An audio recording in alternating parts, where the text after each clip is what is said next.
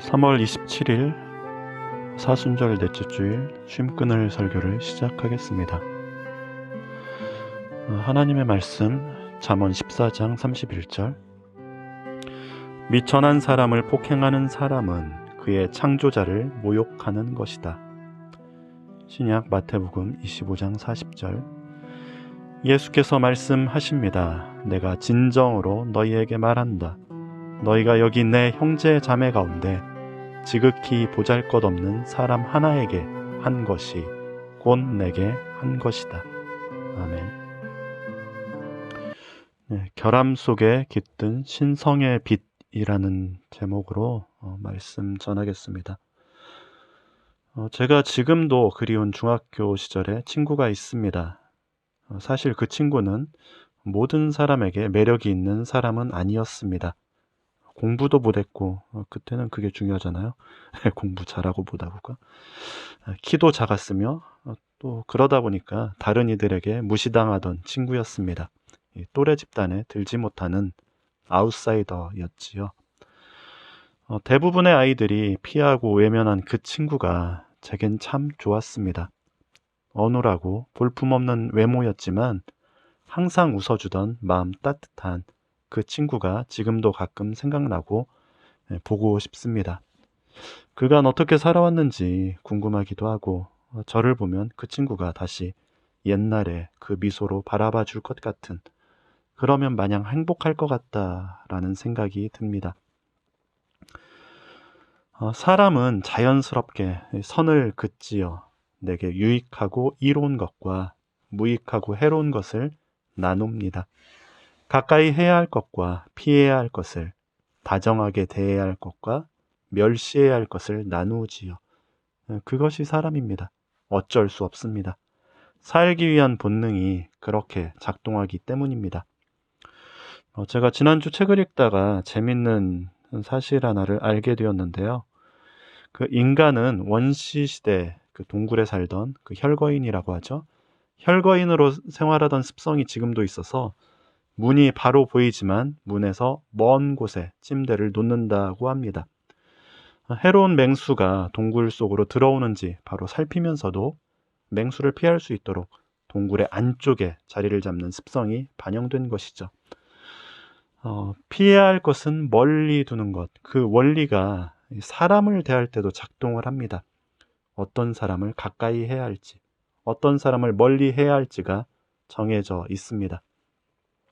그런데 그 기준이 내 기준이라기보다 집단의 기준인 경우가 많습니다. 주위의 대다수의 사람들이 저 사람은 나쁜 사람이야, 피해야 할 사람이야 라고 하면 우리는 그 사람이 누군지, 어떤 사람인지 겪어보지 못했으면서도 그 사람에 대해 나쁘다, 피해야 한다 라고 인식을 하게 되지요. 제가 군대에서 있었던 일입니다. 자대에 들어갔더니 바로 윗선임이 이제 그 신병 오면 알려주지 않습니까? 그래서 해야 할 것과 하지 말아야 할 일을 알려주면서 고참들에 대해서도 이야기를 하는데 반드시 조심해야 할 한 고참에 대해 말을 해줍니다. 이른바 고춧가루 같은 존재, 악의 정점에 선 존재니 조심하라 합니다. 그 선임만 그러는 게 아니라 다른 부대원들도 그 사람 악질이다, 피해야 한다, 조심해야 된다, 이렇게 말하니까 제 머릿속에 무엇이 심겨졌겠습니까? 진짜 위험한 사람인가 보다, 악마 같은 존재인가 보다, 이렇게 생각했겠지요. 그런데 막상 그 고참을 겪어보니까 악마도 아니었고 나쁜 사람도 아니었습니다. 오히려 괜찮은 사람이었고 제게 참 잘 대해주어서 힘든 군 생활을 그 고참 덕에 잘 해나갈 수 있었습니다. 물론 그 고참이 다른 사람들에겐 분명 힘들게 한 부분이 있었겠지요. 사람들이 안 좋게 평가한 뭔가가 있기도 했을 겁니다. 그러나 그것이 제가 겪어보기 전까진 그런 평가가 다 맞는 게 아니었지 않습니까? 제게는 그냥 좋은 사람이었지요. 우리는 내가 경험하기도 전에 이미 정해진 기준과 평가를 그대로 받아들이고 선과 악을 너무도 쉽게 판단합니다. 근데 어쩔 수 없습니다. 그것이 원시시대 때부터 인간에게 새겨진 본능이기 때문에 그렇지요. 집단의 판단을, 또 권위자의 판단을 가장 우선적으로 믿을 것, 사실 유무와 상관없이 많은 사람이 이것이다 그러면 거기에 따르는 것이 우리의 본능입니다. 그것이 생존에 도움을 준다고 우리의 DNA에 새겨져 있기 때문입니다. 그러다 보니까 우리는 사람을 판단하고 평가하는 데에도 같은 일을 하지요. 저 사람은 집단에 해로운 사람, 무시해도 되는 사람, 비난하고 공격해야 하는 사람이라는 태그가 붙으면 다 그렇게 합니다. 이런 일은 특별히 약자들에게, 가난한 자들에게, 힘없는 이들에게 일어나는 경우가 많습니다. 예수 시대에 이런 사람들에게 붙은 태그가 바로 죄인이지요. 죄인이란 윤리적, 도덕적 범죄를 저질러서 죄인이 아니라 계급, 계층과 같은 말이지요. 힘없고 연약하며 존중받을 가치가 없는 계층을 일컫는 말이 죄인이 됩니다. 결함과 균열이 나 있는 존재를 죄인이라고 부르며 그들을 멸시하고 피하는 것은 우리의 안전을 위해서지요. 그런데 우리 역시 결함과 균열이 나 있는 것은 마찬가지 아닐까요? 결국 우리가 피하는 것은 죄인인 우리 자신인 경우가 많습니다. 그래서 사람들이 이 정신분열이 일어나는 것이죠. 자신이 자기 스스로를 받아들이지 못하니까 죄인이 되고 마는 것이죠. 자신에게. 복음이란 우리의 결함과 부족함 속에 하나님이 계신다라는 소식입니다. 우리의 주님 예수 그리스도는 죄인들과 함께 머무셨습니다. 죄인들 가운데 하나님께서 거하셨습니다. 죄인들을 피하고 외면한 것이 아니라 그들과 함께하는 것이 주님의 일이었습니다. 신성이란 우리의 완전함과 의로움 속에 있는 것이 아니라 결함과 균열 속에 신성이 있습니다. 여러분, 그것이 바로 은혜로만 의로워진다라는 성서의 뜻이지요. 우리 자신의 완벽함이 우리를 의롭게 하는 것이 아니라 인간 존재의 모순과 결여, 연약함 가운데 주님이 머무시기에 그렇기에 우리가 의로운 것인 거죠. 인간 존재란 참 애처롭습니다. 삶의 질고 속에서 고군분투하는 인생은 슬프고도 안타깝습니다. 그런데 그런 애처로운 인간 속에 하나님께서 머무십니다. 오늘 잠언의 말씀처럼 미천한 사람에게 폭력을 가하는 것이 왜 하느님을 모욕하는 일이겠습니까? 하나님께서 그 미천한 인생에 함께 하시기 때문입니다. 지극히 작은 자 하나에게 행한 일이 왜 주님에게 한 일이겠습니까?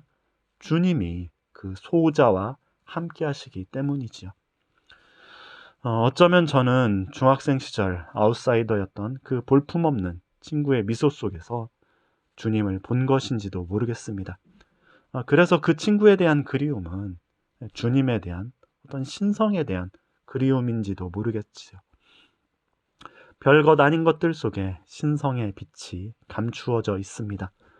모든 사람의 지탄을 받던 그 군대의 고참의 배려 속에 주님의 손길이 담겨져 있었던 것이죠. 인생이 그렇지 않습니까? 보잘것없는 평범한 사람들의 웃음, 배려, 환대, 때론 다툼과 갈등이 일어나지만 용서하고 화해하는 가운데 신성의 빛이 담겨 있습니다. 주님께서 별 볼 일 없는 우리 가운데 함께 하시기 때문입니다. 그렇기에 작고 미천한 우리 인생을 너무 나무라지도 말고 내게 힘겹고 어려운 이들 가운데에도 주님 계심을 생각하면서 작고 연약한 이들을 함부로 판단하지 않아야 하겠습니다. 그것이 주님이 걸어가신 사랑의 길입니다. 낮고 비천한 죄인을 향해 걸어가신 길, 죄인과 함께 음식을 나누고 웃고 우시며 삶을 나누셨던 길, 그 길을 향해 우리 역시 걸어갑니다. 사랑의 길, 우리의 작음을 용납하고 받아들이며 작고 연약한 이들과 함께하는 그러한 길로 우리는 부름을 받았습니다. 그 길 주님과 함께 걸어가시는 저와 여러분이 되시길 소망합니다. 마침 기도 드리겠습니다. 사랑의 주님, 우리 안에 쌓아 올린 무수히 많은 울타리와 벽을 넘어 사람과 사람을 만나게 하소서. 그들 안에 계시는 주님을 맞아들이게 하소서. 사랑의 삶으로 부르신 주님의 음성에 우리가 응답하며 사랑의 삶을 살게 하소서. 아멘.